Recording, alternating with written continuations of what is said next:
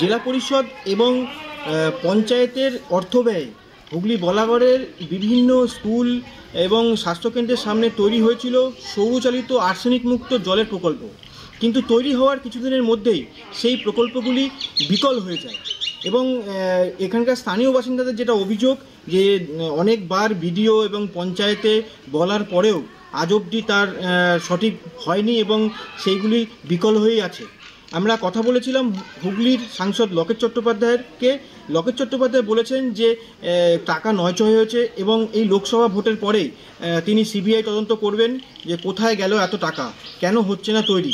আমরা পঞ্চায়েতের প্রধানের সাথে কথা বলেছিলাম, তিনিও জানিয়েছেন বিষয়টি আমাদের নজরে আছে, ভোট মিটলেই আমরা যত তাড়াতাড়ি সম্ভব এই জলের প্রকল্পগুলি ঠিক করে ফেলব। এই বলছি এটা দীর্ঘদিন ধরে খারাপ হয়ে পড়ে আছে, এটা বানিয়েছিল, বানানোর দিন 15 কি 1 মাস পরে সেই জিনিসটা অকাজু হয়ে যায়।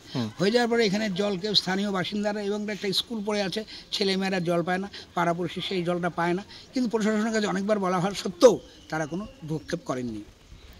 এটাই হলো আমাদের বক্তব্য, যাতে এটা তাড়াতাড়ি সারাই করে দেওয়া যায়, সেটি আমি প্রশাসনের পক্ষে বা সাধারণ লোকের পক্ষে আমাদের খুব উপকার হবে। কি নাম? পুরো 9-6 হয়েছে টাকা, পঞ্চায়েতে পুরো 9-6 করেছে টাকা এবং মানে কোটি কোটি টাকা এখানে 9-6 হচ্ছে, নেতা মন্ত্রীদের পকেটে যাচ্ছে।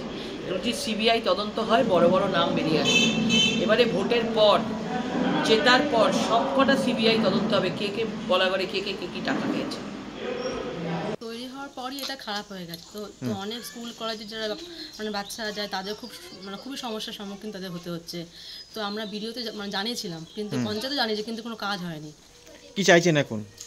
এখন চাইছি যে যেন এটা ঠিকঠাক হয়, ঠিকঠাক যেন কাজটা হয়, এটাই চাইছি।